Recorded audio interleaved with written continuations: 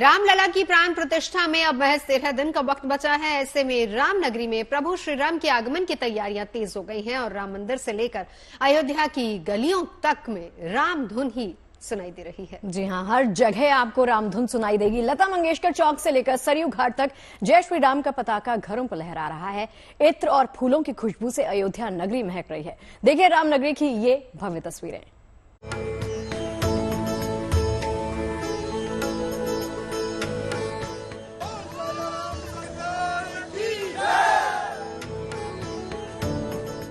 अद्भुत, अलौकिक, दिव्य राम दरबार।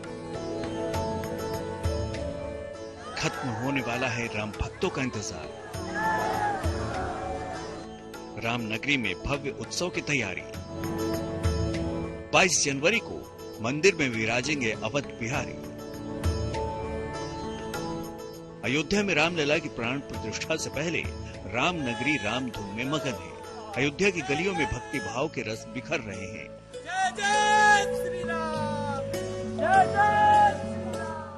रामलला की प्राण प्रतिष्ठा में अब महज 13 दिन का समय बचा है। ऐसे में अयोध्या नगरी को सजाने संवारने का काम तेज कर दिया गया है।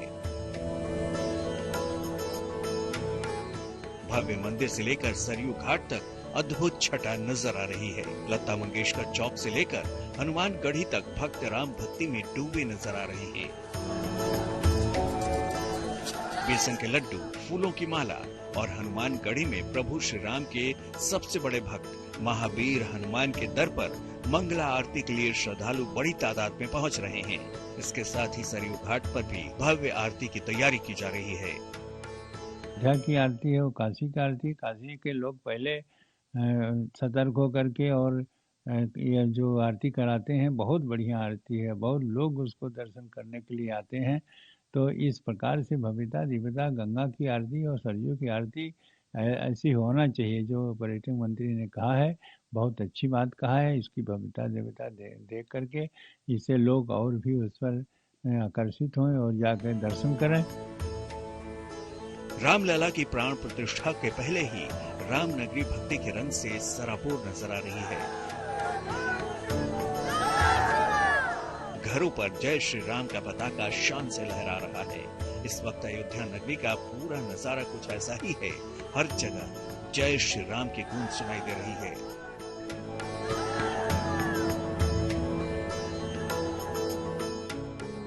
राम मंदिर के पहले चरण का निर्माण भी अब अपने आखिरी दौर में है। इसी से जुड़ा श्री राम जन्मभूमि तीर्थ क्षेत्र ट्रस्ट ने एक वीडियो भी जारी किया है, जिसमें राम मंदिर की अतुलनीय छटा देखते ही बन रही है। और ये तस्वीरें इस बात के संकेत भी दे रही हैं कि अयोध्या में प्रभु श्री राम के आगमन की तैयारी कितनी खास है।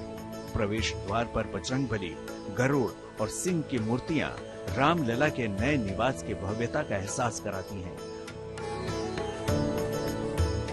प्राण प्रतिष्ठा के उत्सव से पहले रामनगरी की रौनक देखते ही बन रही है। प्रभु श्री राम के स्वागत में पूरी अयोध्या नगरी पलके बिछाए बेसब्री से इंतजार कर रही है। और अब ये इंतजार भी महज कुछ ही दिनों का बचा है, जब रामलला भव्य मंदिर में विराजमान होंगे। Bureau report, good news today. Ayodhya को लेकर मुख्यमंत्री योगी आदित्यनाथ खुद बहुत ही सक्रिय है। वो समय समय पर अयोध्या पहुंचते रहे हैं, लेकिन 22 जनवरी को होने वाले प्राण प्रतिष्ठा कार्यक्रम को लेकर वो विशेष रूप से खुद अयोध्या पहुंच रहे हैं। आज भी सीएम योगी प्राण प्रतिष्ठा कार्यक्रम और विकास कार्यों की समीक्षा करने अयोध्या पहुंचे। अयोध्या पहुंचने के बाद वो हनुमानगढ़ी मंदिर गए, जहां उन्होंने पूजा अर्चना की। इसके बाद वो राम मंदिर भी पहुंचे। यहां उन्होंने रामलला के दर्शन पूजन किए। साथ ही प्राण प्रतिष्ठा कार्यक्रम की तैयारियों का जायजा लेते भी नजर आए। अब देखिए अयोध्या में जगह जगह पर प्राण प्रतिष्ठा कार्यक्रम को लेकर भव्य तैयारी की जा रही है। अनादि ब्रह्म विद्यालय में छात्र इसकी तैयारी भी करते नजर आ रहे हैं। यहाँ छात्र वेद पाठ और स्वस्ति वचन का लगातार अभ्यास कर रहे हैं। 22 जनवरी को प्राण प्रतिष्ठा के दिन यहाँ भी कार्यक्रम होने वाले हैं। रामलला की प्राण प्रतिष्ठा के लिए मठों मंदिरों में तैयारी हो रही है। हम हैं अशरफी भवन के विद्यालय में। ये अनादि ब्रह्म विद्यालय है, यानी वैदिक रीति से यहाँ छात्र शिक्षा ग्रहण करते हैं और ये लोग यहाँ अभ्यास कर रहे हैं वेद पाठ का, स्वस्ति वाचन का, क्योंकि उस दिन जिस दिन प्राण प्रतिष्ठा होगी उस दिन भी यहाँ कार्यक्रम होने वाला है। बहुत ही भव्य कार्यक्रम होगा। ये बताइए, रामलला की प्राण प्रतिष्ठा होने वाली है, आपके यहाँ क्या आयोजन उस दिन है और उसकी कितनी तैयारी आप लोग कर रहे हैं? हमारे यहाँ बहुत सारे बच्चे खुश हैं और सभी विद्यार्थी खुश हैं। जितने यहाँ पे धूमधाम से उत्साह है। अयोध्या में बहुत सारे लोग आएंगे, विदेशों से लोग आएंगे, हजारों करोड़ों लोग आएंगे और हमें भी बहुत उत्साह है कि हम बहुत दिन से पाठ तैयार कर रहे हैं। उस पाठ तो कर ही रहे हैं और 1 महीना से अलग से राम रक्षा स्तोत्र का पाठ भी कर रहे हैं राम मंदिर के लिए। बिल्कुल, राम मंदिर के लिए राम रक्षा स्तोत्र का पाठ कर रहे हैं और बहुत ही अपने आप में प्रभावशाली ये पाठ माना जाता है। 16 से 30 तारीख हमारे मंदिर में भंडारे का आयोजन है और गरीब सेवाओं के लिए भी आयोजन है। आए यहाँ पर ठहरे हैं। हमारे मंदिर में 3 टाइम कीर्तन होते हैं, राम रक्षा स्तोत्र का पाठ होता है। हमारे बच्चे सब वेद का पाठ करते हैं राम रक्षा स्तोत्र के लिए कि उनकी प्रतिष्ठा, प्राण प्रतिष्ठा बहुत भव्य हो। हर जगह आयोजन है। पूरी अयोध्या नगरी मानो रामलला के स्वागत के लिए तैयार है। वीडियो जर्नलिस्ट गौरव गुप्ता के साथ शिल्पी सेन, अयोध्या। रामनगरी अयोध्या में महादेव की नगरी काशी से भी सौगात भेजी जा रही है। रामलला के स्वागत में काशी से ओम अंकित रुद्राक्ष की माला अयोध्या भेजी जाएगी और रुद्राक्ष की माला के जप के साथ ही रामलला की प्राण प्रतिष्ठा का अनुष्ठान किया जाएगा। रामकाज में हर कोई अपना योगदान देने के लिए आतुर है। रुद्राक्ष के साथ साथ वाराणसी में 5 फीट लंबे दिए का निर्माण किया गया है, जिसमें करीब 2 क्विंटल घी आएगा और इस दिए को रामलला के स्वागत में रोशन किया जाएगा।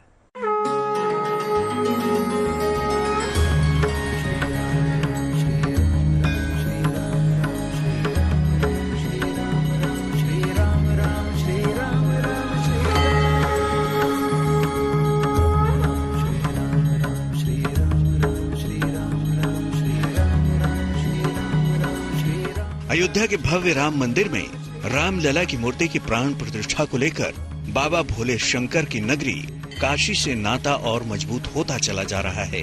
अयोध्या में 22 जनवरी को होने वाले महाउत्सव को लेकर वाराणसी में भी तैयारियां जोर शोर से चल रही हैं। प्राण प्रतिष्ठा कार्यक्रम में वाराणसी की अहम भूमिका रहने वाली है। श्री काशी से नेतृत्व करेंगे उस पूजन का, साथ ही साथ यहाँ से मुहूर्त भी निकाला गया है। तमाम साजो सामान, पूजन सामग्री काशी से भेजी जा रही है। तो वहीं अब रुद्राक्ष की माला काशी से ही जा रही है। करीबन 151 सेट यहाँ से काशी से अयोध्या जा रहा है, जो पुजारी जिस माला से जप करे। यही वो रुद्राक्ष की माला है जिसे अयोध्या भेजने की तैयारी की जा रही है। 151 रुद्राक्ष की माला जिसे ओम अंकित गौमुखी तैयार करके उसमें पैक किया जा रहा है, ताकि अयोध्या में प्राण प्रतिष्ठा के समय वेद शास्त्री अपने हाथों में पंचमुखी रुद्राक्ष के 108 दानों वाली माला को ओम अंकित गौमुखी में रखकर जप कर सके। खास बात यह है कि रुद्राक्ष की पंचमुखी माला इंडोनेशिया की है। इसी रुद्राक्ष की माला से अनुष्ठान के वक्त जप किया जाएगा। मेरी तरफ से भगवान के चरणों में एक ऑफरिंग जिसको बोला जाए, सेवा है ये। हालांकि ट्रस्ट ने तो मुझे बिल के लिए बोला था, बट ये इतना बड़ा सौभाग्य अगर मिला है मुझे, तो मैं अपनी तरफ से इसको offering, this is a offering from me, ये भगवान के लिए श्री चरणों में उनके मेरी तरफ से एक छोटी सी भेंट है। रामलला के नाम पर रुद्राक्ष अर्पित करने को लेकर दुकानदार से लेकर यहाँ काम करने वाले कर्मचारी भी खुद को सौभाग्यशाली मान रहे हैं कि उन्हें किसी न किसी रूप में श्री राम की सेवा का मौका मिल रहा है। यही नहीं, वाराणसी में अयोध्या के लिए एक विशाल दिया भी बनाया गया है। यहाँ हिंदू और मुस्लिम महिलाओं ने मिलकर राम मंदिर को रोशन करने के लिए एक विशालकाय दिए का निर्माण किया है। 5 फीट लंबे, 4 फीट चौड़े और 1.5 फीट गहरे इस दिए में करीब 2 क्विंटल घी आएगा। इसे बनाने में 10 दिन का वक्त लगा है। इसके अलावा प्राण प्रतिष्ठा समारोह के लिए वाराणसी में राम पताकाओं की भी डिमांड बढ़ गई है। यहाँ के बाजार राम पताकाओं से पटे पड़े हैं। देखिए, हमारे बनारस से जा रहा है, बहुत ही उल्लास के साथ यहाँ पे क्या नाम है, एकदम शोरों से झंडे बिक रहे हैं। मैं भी सोनभद्र से आया हूँ झंडा खरीदने। मैं भी अपने नगर को एकदम और भी सुंदर बनाना चाहता हूँ 22 तारीख को। बहुत बड़ा उत्सव है 22 जनवरी का और पूरे देश में इसके डिमांड है और यहाँ से हमारे यहाँ अयोध्या के अलावा सारे प्रदेशों से भी ऑर्डर आ रहे हैं और यहाँ तक कि हमने नेपाल का नहीं सोचा था, हमारे पास नेपाल से भी ऑर्डर आए हैं। रामनगरी का भव्य और दिव्य मंदिर हर किसी को अपनी ओर आकर्षित कर रहा है। यही वजह है कि इसके मॉडल की मांग भी बढ़ गई है। अयोध्या आने वाला हर श्रद्धालु राम मंदिर का मॉडल अपने साथ घर ले जाना चाह रहा है, तो सहारनपुर के वुडन राम मंदिर मॉडल की भी मांग में भारी इजाफा हुआ है। यानी जगह कोई भी हो, हर जगह बस राम नाम की गूंज है। वाराणसी से रोशन जायसवाल के साथ bureau report, good news today. राम काज में पूरा देश लीन है। प्रभु श्री राम के स्वागत के लिए राम भक्त आतुर हैं। अजमेर से रोटियां बनाने वाली 8 ऑटोमेटिक मशीनें अयोध्या भेजी गई हैं। अलीगढ़ में रामलला के आगमन को लेकर भक्तों में उत्साह का माहौल है और राम भक्त प्राण प्रतिष्ठा के कार्यक्रम को यादगार बनाने का हर जतन कर रहे हैं।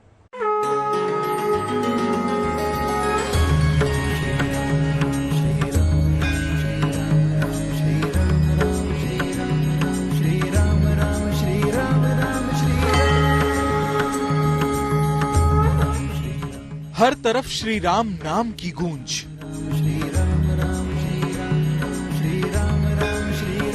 हर जगह अयोध्या में होने वाले प्राण प्रतिष्ठा की चर्चा।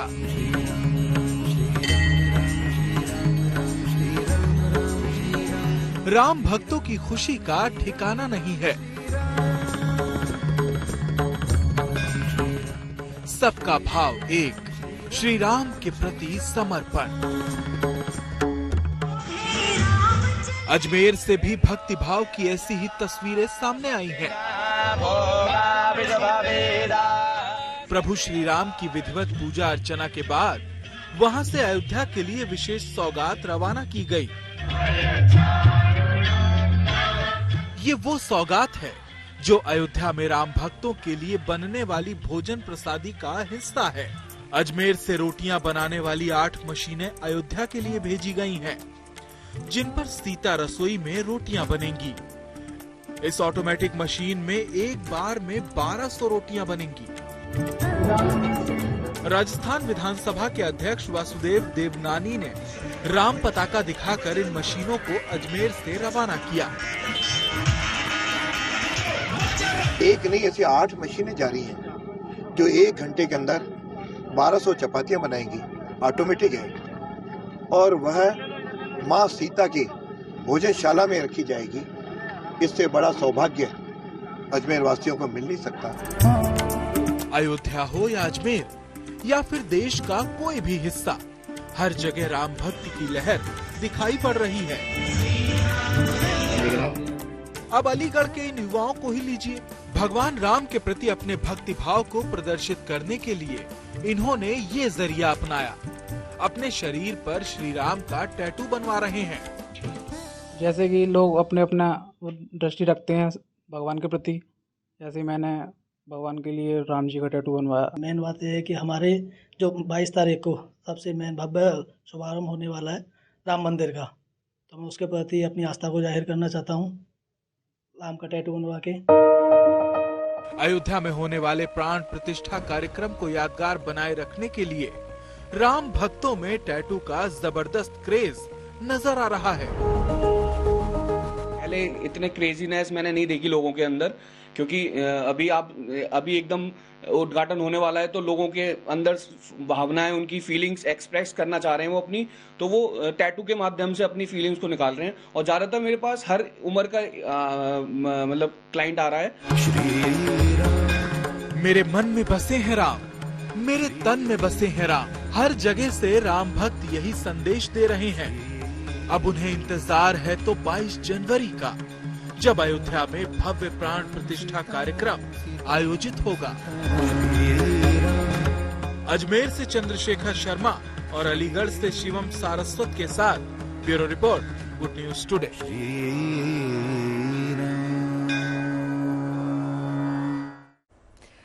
चंडीगढ़ में भी रामलला की प्राण प्रतिष्ठा को लेकर तैयारियां चल रही हैं। एक तरफ अयोध्या में रामलला भव्य मंदिर में विराजमान होंगे, तो वहीं चंडीगढ़ के सेक्टर 40 में हनुमान मंदिर में भी भव्य कार्यक्रम का आयोजन होगा।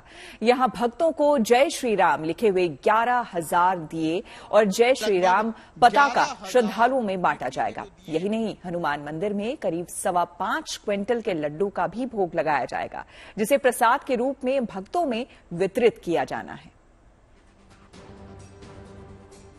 इस वक्त ये तस्वीरें चंडीगढ़ के सेक्टर 40 के हनुमान मंदिर की देख रहे हैं, जहां पर राम प्रतिष्ठा के लिए तमाम तरह से पूरी तैयारियां हैं, वो इस वक्त महिलाएं कर रही हैं। आप देख सकते हैं लगभग 11,000 मिट्टी के जो दिए हैं उनको लाया गया है। उसके साथ साथ जो झंडे हैं, गदाएं हैं, उनको भी यहां पर लाया गया है और 22 तारीख को ये तमाम चीजें हैं वो लोगों को बांटी जाएगी। रामलला की प्राण प्रतिष्ठा को लेकर देश भर में उत्साह है। 22 जनवरी के उत्सव को लेकर तैयारियां चल रही हैं। मुंबई में भी भक्त रामधुन में मगन है। अयोध्या में रामलला की प्राण प्रतिष्ठा से पहले ही मुंबई में राम मंदिर के मॉडल और भगवान राम की प्रतिमा की डिमांड बढ़ गई है। देश प्रदेश से श्रद्धालु अपने आराध्य भगवान श्री राम की प्रतिमा खरीदने के लिए दुकानों पर पहुंचे। मॉरिशस में मनाएंगे दिवाली की तरह, सब लोग दिया लाइट करेंगे और गवर्नमेंट भी ने कहा कि हम भी सेलिब्रेट करेंगे। सब यही पसंद करते हैं, राम मंदिर का मक्केत जो है वही ज्यादा पसंद करते हैं। और इंडिया से इसकी डिमांड आ रही है। जनरली कर्नाटक हो, ये बाजू गोवा हो, महाराष्ट्र हो, कहाँ से भी ऑल ओवर इंडिया से इसकी डिमांड है। इतना इसको अभी पूरा डिमांड में आ गया है। जब से 22 तारीख का दिन फाइनल हुआ है तब से पूरा इसके पीछे ये हमारा काम चालू है। अब राम भक्ति में डूबे कलाकारों का उत्साह आपको दिखाते हैं। नागपुर में शिव गर्जना ढोल ताशा टीम के कलाकार अयोध्या में प्रस्तुति देने के लिए जमकर अभ्यास कर रहे हैं। बिल्कुल सही कहा। देखिए, रामलला जब भव्य मंदिर में विराजमान होंगे तब अवधपुरी में उत्सव जैसा आयोजन होगा और ये कलाकार 24 और 25 जनवरी को अयोध्या में भव्य प्रस्तुति भी देंगे। रामोत्सव को लेकर इन कलाकारों का जोश देखते ही बनता है।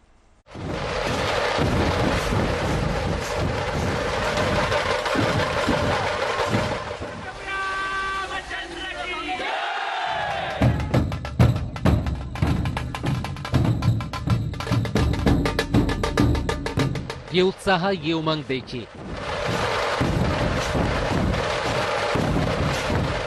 ये नागपुर की शिव गर्जना ढोल ताशा टीम का जोश है, जो अयोध्या में अपनी कला, अपने हुनर से रामोत्सव में रंग भरने की तैयारी में जुटी है।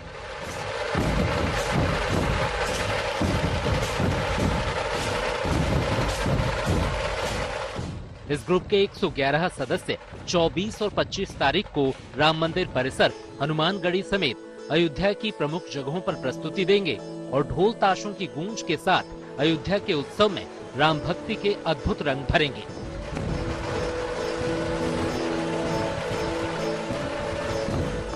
हम यहाँ से 111 लोगों की टीम यहाँ से जाने वाले हैं और हमने ऐसे 3-4 धुन सेट की हुई है। राम धुन है, बजरंग बली का ताल है, कृष्णा जी का ताल है। ऐसे वहाँ पे हमारी 3-4 धुन 1 से 1.5-2 घंटे का हमारा कार्यक्रम होने वाला है। इस ग्रुप ने नवंबर के महीने में भी अयोध्या में प्रस्तुति दी थी। इसी से प्रभावित होकर श्री राम जन्मभूमि तीर्थ क्षेत्र ट्रस्ट ने इन्हें राम मंदिर लोकार्पण कार्यक्रम में ढोल बजाने के लिए न्योता दिया है।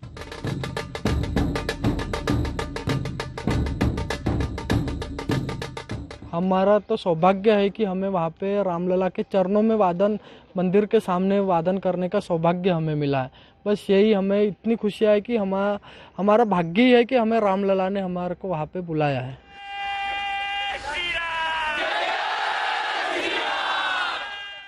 जाहिर है ये कलाकार इस प्रस्तुति के लिए बेहद उत्साहित हैं। इन्हें विश्वास है कि अपनी ढोल की थाप पर अपनी रामधुन से ये भक्तों को झूमने के लिए मजबूर कर देंगे। Yogesh Pandey, Nagpur, good news today.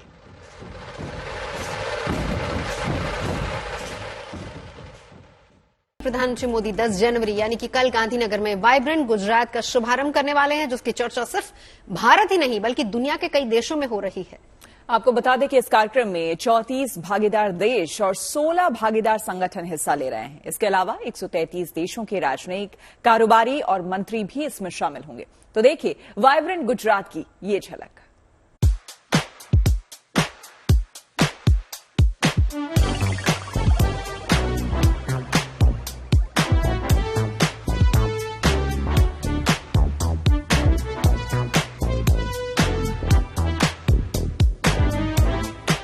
10 जनवरी के लिए ये है गुजरात की सबसे बड़ी तैयारी। कई देशों से आए दिग्गज और निवेशक देखेंगे गुजरात की वो ताकत जो दुनिया बदलने और भविष्य को संवारने की क्षमता रखती है। तभी तो इस बार वाइब्रेंट गुजरात समिट की थीम रखी गई है, गेटवे टू द फ्यूचर।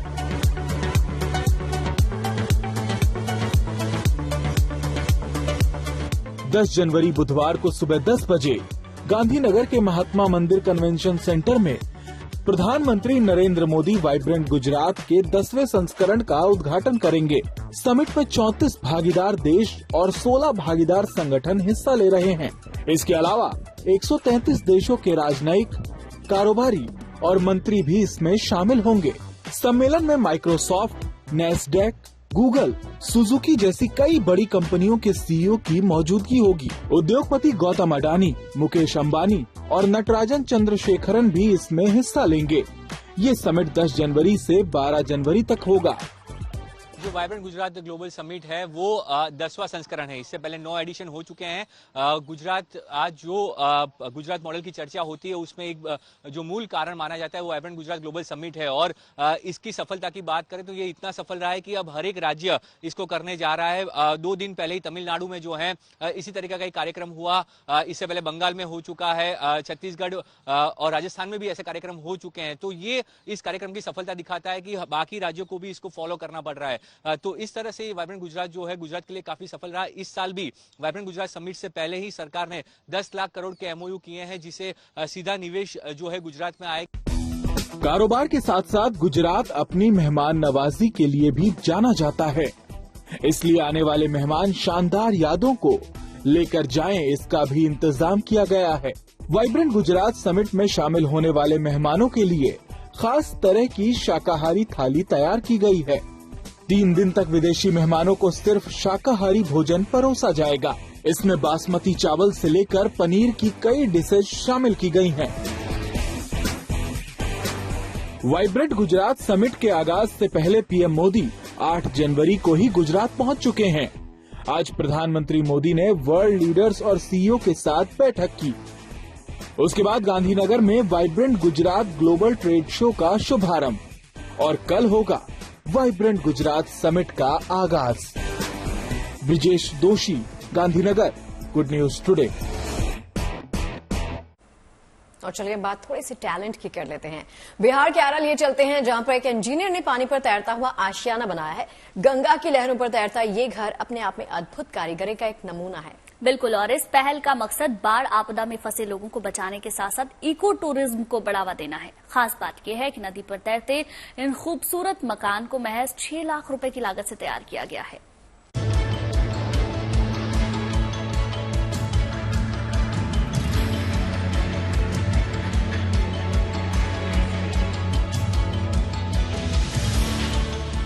ये डल झील का किनारा नहीं, ये बिहार के आरा में बीच महुली गंगा का नजारा है। शिकारे की खूबसूरती की झलक लिए ये मुकम्मल तैरते मकान हैं और इसे मुमकिन किया है यहीं के एक इंजीनियर बेटे ने।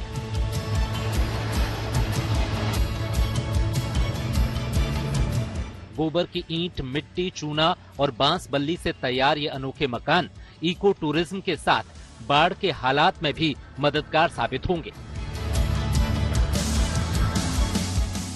इंजीनियर प्रशांत कुमार ने महज 6 लाख रुपए की लागत में ये कमाल करके दिखाया।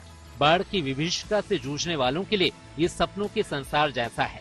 इस घर में 6 से 7 लोग आसानी से रह सकते हैं। इतना ही नहीं, इस घर में एक किचन और बायो टॉयलेट की भी व्यवस्था है। आपको घर का एहसास दिलाने के लिए यहाँ आंगन भी मिलेगा।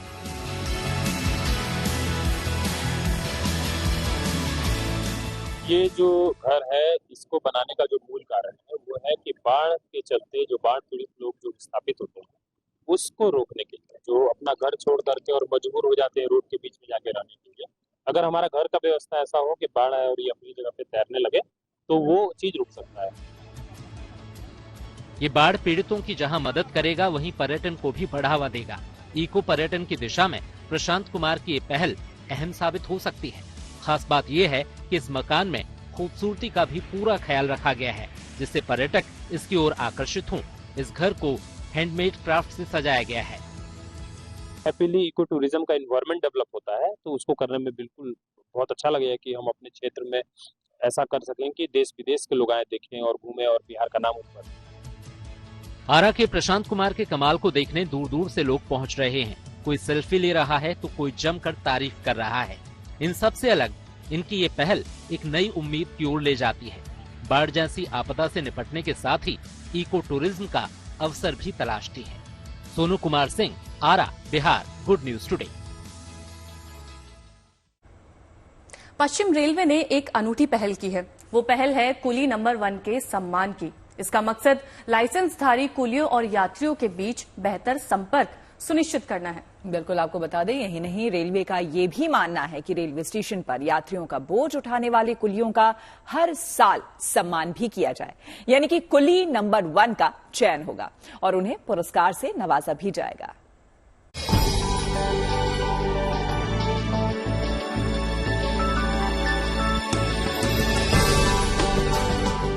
भारतीय रेलवे में कुलियों की भूमिका काफी खास मानी जाती रही है, इसलिए पश्चिमी रेलवे डिवीजन ने एक अनोखी पहल शुरू की है। अब वो हर साल कुली नंबर 1 का चुनाव करेगी और उन्हें सम्मानित भी करेगी। इस अनोखी प्रतियोगिता के जरिए कुली लोग और यात्रियों के बीच सुविधाएं अच्छी होने की उम्मीद है। इसके लिए प्रशिक्षण भी दिया जा रहा है। उनमें शामिल हैं CPR की ट्रेनिंग, यात्रियों और उनके सामान की सुरक्षा, यात्रियों के साथ सकारात्मक संवाद, रेलवे के व्यवहारिक मानदंडों का पालन करना, डिजिटल भुगतान, स्टेशन परिसर को स्वच्छ रखना और लोगों को जागरूक करना जैसी ट्रेनिंग शामिल है, जिससे यात्रियों को मिलने वाली सुविधाओं को बेहतर किया जा सकेगा। हमारे यात्री सुविधा में एक बहुत बड़े भागीदार हैं, तो इस भागीदारी को आगे बढ़ाते हुए हम लोग ये चाह रहे थे कि कुली नंबर 1 में जो इन लोगों का एक्सीलेंस है उसको कहीं हम लोग रिकग्नाइज भी करें, इनके मेरिट को भी, और किस तरीके से यात्रियों की जो आवागमन में जो सुविधा हो रही है उसमें वो भागीदारी है। कुली लोगों को भी रेलवे की ये पहल पसंद आ रही है। लेकिन सरकार की तरफ से पहल चालू, ये भी अच्छी है। काम करने के लिए प्रोत्साहन मिलेगा आदमी को। ज्यादा मेहनत कर रहे हैं और करेंगे। लेकिन सबसे बड़ा सवाल है कि कुली लोग के बीच में से किस कुली को नंबर 1 माना जाएगा। तो इसके लिए रेलवे यात्रियों से एक फॉर्म भरवाएगी। फॉर्म बनाया गया है, उस फॉर्म को एक सुपरिटेंडेंट लेकर साथ में चलेगा और जितने भी यात्रियों को जो लाइसेंसधारी कुली हैं वो सेवा देंगे, उसको पैसेंजर से वो फॉर्म को भरवाएगा। उस फॉर्म को भरवाने के बाद ये रेलवे डिपार्टमेंट में सबमिट किया जाएगा और हर साल के अंत में एक कुली नंबर 1 को चुना जाएगा, जहां पर उसको अपने अच्छे काम के लिए सम्मानित किया जाएगा। कैमरामैन साहिल चौहान के साथ पारस दामा, गुड न्यूज टुडे। अब बात करते हैं ठंड से ठिठुरते उत्तर भारत की। देखिए, यूपी, मध्य प्रदेश, दिल्ली, हरियाणा समेत कई राज्यों में इस समय कड़ाके की सर्दी पड़ रही है। घना कोहरा, धुंध सड़कों पर छाए हुए हैं। बिल्कुल, राजस्थान के कुछ इलाकों में बारिश के बाद ठंड और भी बढ़ने के आसार हैं। मौसम विभाग के मुताबिक फिलहाल उत्तर भारत के राज्यों में ठंड से राहत नहीं मिलने वाली।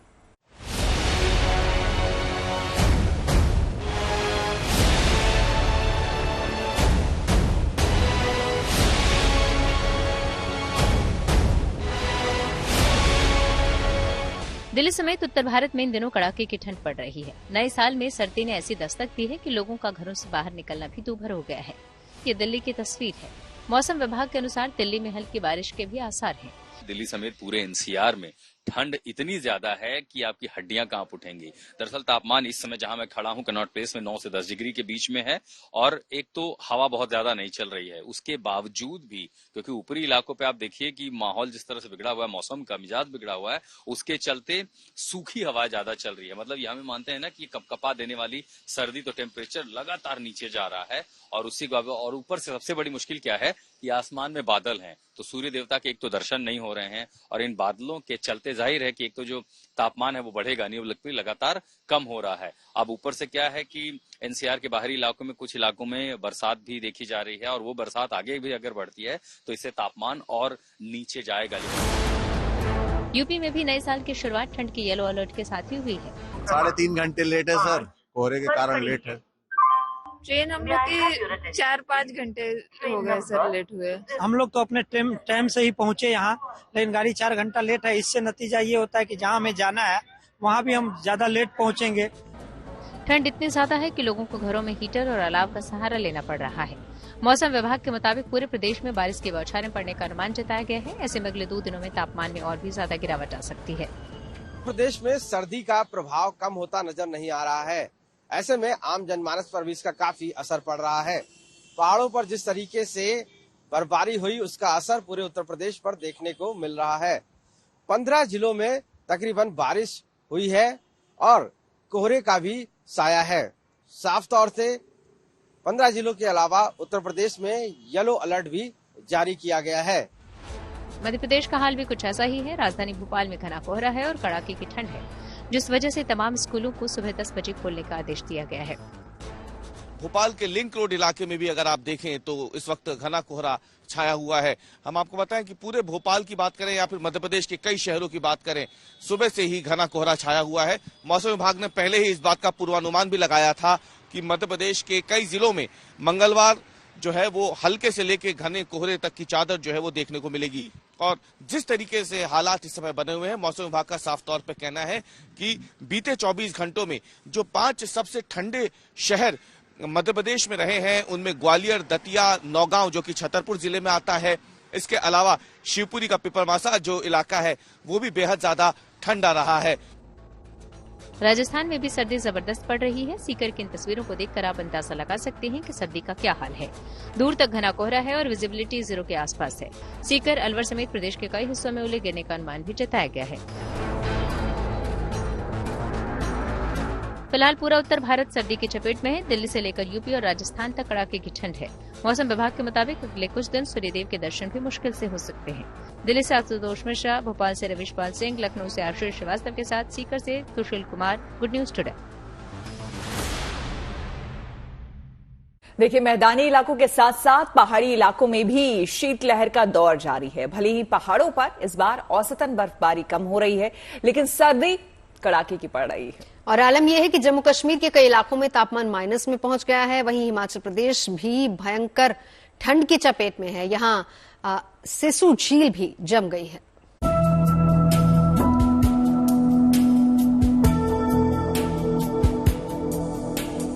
एक तरफ मैदानी इलाकों में शीतलहर चल रही है तो दूसरी तरफ पहाड़ों पर भी जोरदार सर्दी पड़ रही है।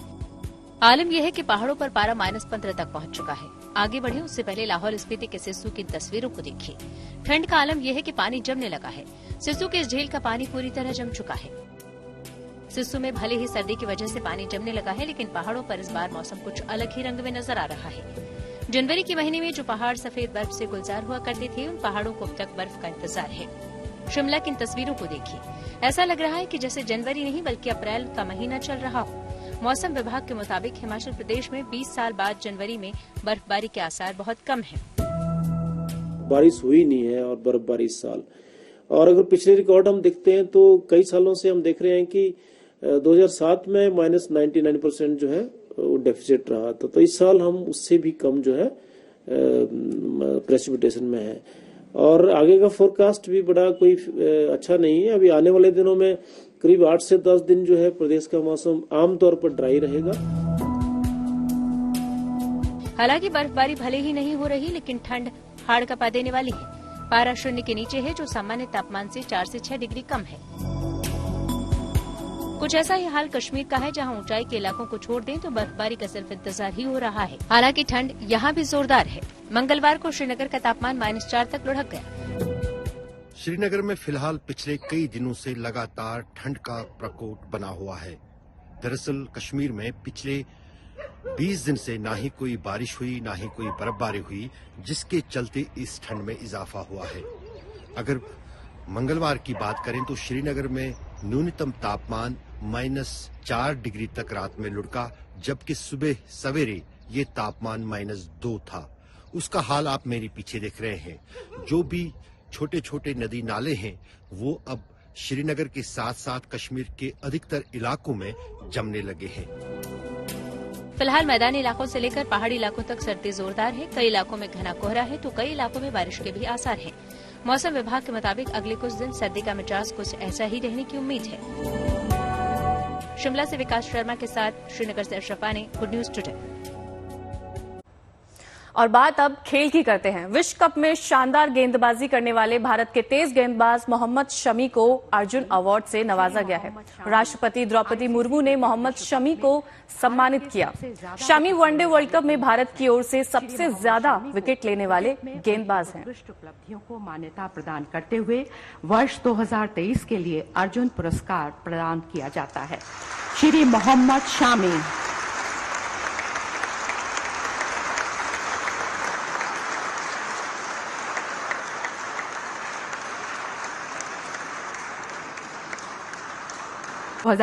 में देखिए, कहते हैं कि मेहनत तब तक करो जब तक कि मंजिल ना मिल जाए। अपने संघर्ष को जुनून बना लो जब तक तुम्हारी कहानी मुकम्मल ना हो जाए। बिल्कुल, बदलाव से कभी भी घबराना नहीं चाहिए, क्योंकि हर छोटा बदलाव बड़ी कामयाबी का हिस्सा होता है। देखिए, तभी तो कहते हैं सफलता का चिराग परिश्रम से जलता है। अगर साहस ना हो तो हथियार भी व्यर्थ हो जाता है। और बेहतरीन दिनों के लिए बुरे दिनों से लड़ना पड़ता है। कामयाबी के दरवाजे उन्हीं के लिए खुलते हैं जो उन्हें खटखटाने की ताकत रखते हैं। क्या बात है। तो ऐसे अच्छे विचारों और पॉजिटिव सोच वाली खबरों के साथ गुड न्यूज टुडे के साथ बने रहिए। फिलहाल हमें दीजिए इजाजत। कल की चाय साथ पियेंगे 5 बजे चाय पर चर्चा में।